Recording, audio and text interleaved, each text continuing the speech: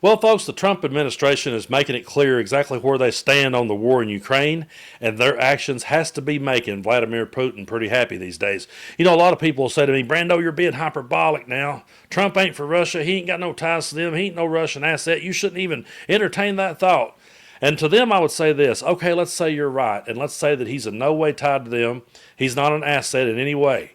He's sure as hell acting like one, and every move he makes is acting like one, and they're sure happy with every move he's making, especially this one that we're going to cover here on the channel today. I'm going to read you this article from MidasNews.com, and again, folks, they just keep getting more and more depressing. We continue to see Trump cut ties with our allies and piss them off, and we see him cozying up to dictators more and more. And now he's going to make sure that one in particular doesn't get held accountable. At least he's not going to have no part in it. So we're going to go here to this article from Midas News, and this one was written by Aaron Parnas. The United States is set to pull out of EU-led war crimes investigation into Russia. So yeah, Trump's definitely dodged all accountability himself. He pardoned his thugs, and now he wants to make sure that the United States is not going to be part of investigating Russia. It says the United States is reportedly stepping back from an international initiative aimed at prosecuting Russian leaders for the crimes of aggression against Ukraine, according to sources cited by the New York Times. This decision marks a significant shift from the Biden administration's previous stance. In 2023, the U.S. had actively joined the International Center for the Prosecution of Crime of Aggression against Ukraine, a Hague-based effort designed to support national investigations into Russia's military actions. The initiative was intended to not only hold Russian President Vladimir Putin accountable, but also Moscow's key allies, including Belarus, North Korea, and Iran. The withdrawal signals a departure from Washington's early commitment to working alongside international partners in seeking justice for Ukraine. The reasons behind this policy shift remains unclear, but it raises questions about the future of accountability efforts for wartime aggression and the broader international response to Russia's actions. Meanwhile, Donald Trump has long expressed a desire to reset relations with Russia, advocating for a swift resolution to the conflict. However, this approach has landed a tougher stance on Ukraine. The Trump administration has previously placed a pause on military and intelligence assistance to Ukraine. While that pause has been lifted, today's decision is yet another example of the United States leaving Ukraine behind. And again, folks, to me, those articles are pretty hard to read because we're seeing Trump completely reshape the narrative, and he's completely rewriting the narrative all the way around, and his followers are rolling with this because that's what he told them to do today. We warned so many times here on the channel, and so many pro-democracy channels and networks out there was here every day talking about the importance of not only American democracy, but of European democracy and around the world. We talked about how it was very important to keep our allies and to work together and to not cozy up to dictators. But when Trump said he would be dictator on day one, he meant it. That's the one promise that he's keeping. That's the one thing that he's going out of his way to act like.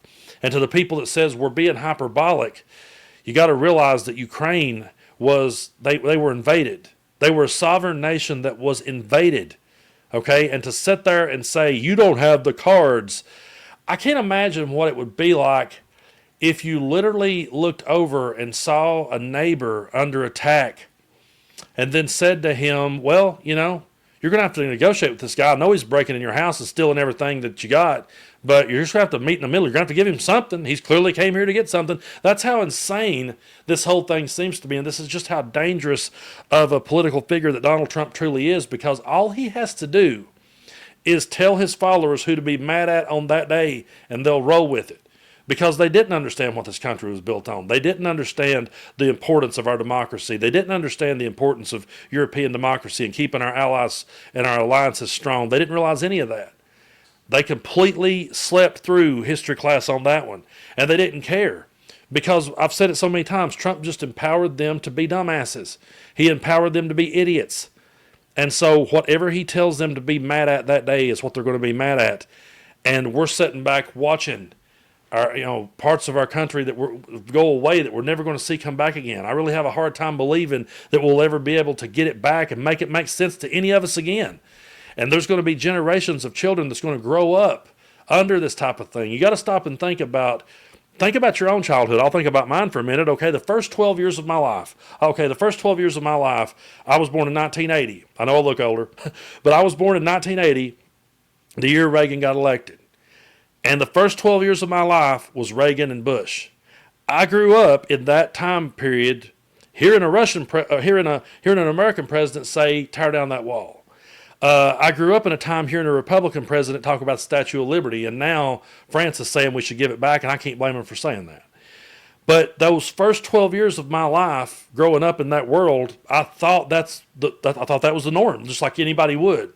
Now picture kids that are going to be 12 years old at the end of Trump's second run if he leaves.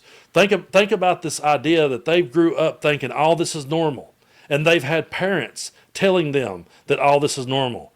And those parents didn't educate themselves or research a damn thing. They just rolled with whatever Donald Trump said, and they taught their kids to do the same thing.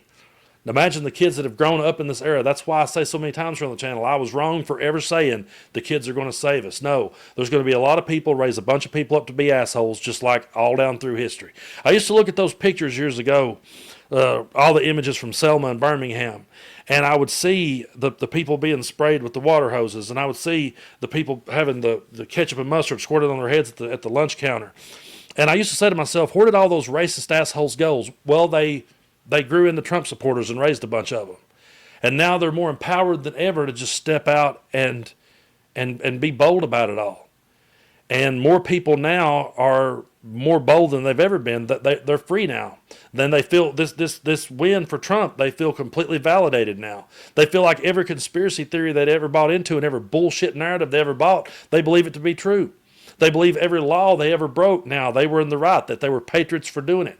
That's why that Donald Trump being reelected was way more dangerous to this country than people may realize. It's not just what he could do in the coming years. It's what his victory signals to people like that. Now they all feel more empowered than ever to just flex and think they were right about it. And just because he became president again does not change a damn thing and doesn't make him right about any of it. And they're going to pass that stuff on down to their kids, and our kids are going to be one day having to stand up against it too, if there's still even a playing field for us to be on. The idea that our allies are looking in at us and don't recognize us anymore, the idea that France is saying, give us back the Statue of Liberty, the idea that now we're on a human rights watch list because of all the freedoms that's being stripped away here in this country, it just goes back to everything that I ever warned people here on the channel when I said, hey, he wants to be dictator on day one. Hey, it's not normal that he wants to pattern himself after Vladimir Putin and Kim Jong-un. That's really weird. That's not what we're about. But they rolled with it, and now we're here. And the only thing we can do is just continue to speak up, stand up, and let people know that we weren't for it. I know I get a lot of repetitive here on videos these days because it's a lot of the same stuff we're covering it day in and day out. But I've said so many times here on the channel, we didn't know what they were thinking in 1930s Germany because they didn't have platforms like we have. We have platforms, and I encourage anyone that has platforms to use it. And whatever you're doing in this world, I know a lot of people says, well, I don't want to get political. Folks, I don't think it's about politics anymore. I really don't. And anybody, if you lose a follower on your comedy channel or you lose a follower on whatever kind of podcast you're doing because you stand up for the truth and you stand up for our allies and you stand up for democracy and you stand up against dictators, if you lose people like that, my question would be, why would you ever want them around anyway? As a musician, I know I don't want to entertain a bunch of people that goes for that. I don't need their tip money. So we're just going to have to continue to stand up to this the best that we can and let people know that we were on this side because they're completely reshaping this narrative and they just keep making it more and more clear each day whose side they're on. Again, to all the ones that say, oh, man, he ain't no Russian asset. You shouldn't say stuff like that. Well, okay, let's say he's not. He's sure as hell acting like one, and Vladimir Putin has got to be grinning from ear to ear. So I really appreciate your support here on the channel. We're cruising towards 700,000. We're getting there slowly but surely. We'll make it to 1 million.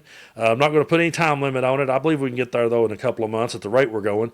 So if you haven't already and you like this kind of content, be sure to hit that subscribe button. It doesn't cost you anything to do so. But now if you do want to drop a few bucks each month, I do have a Patreon. It's linked in the description of this video, and we're going to be doing a lot more cool stuff over there. I'm going to be starting to do like a Brando backstage over there, where when we get done with my live streams, we'll just go over to Patreon and talk for a little while after the show. And I've been interviewing some really cool people over there. A lot of interviews I think y'all would really enjoy. And I've got a lot more scheduled to do. So I'm looking forward to that, and we're just going to continue to try to grow this platform. And I think that all of us that do this kind of content needs to come together and work together and lift our voices up. Now is not the time for us to be splitting hairs and fighting amongst ourselves. And when I see content creators getting into spats when they both have democracy, that's what they're fighting for. You really got to stop and go, wait a minute, are we really going to have this division right now? Is now the time to do that? I don't think so. I think now the time is to recognize who the true enemy is and where it really stands, and work as hard as we can to restore everything that our grandfathers fought for. So, well, all we can keep doing is putting in the work. It's going to be a lot of heavy lifting. It's not going to be easy. I'm not here to tell you that the road's going to be all sunshine and rainbows, because it's sure as hell not. But I do believe we can get there if we just continue to work hard and push forward.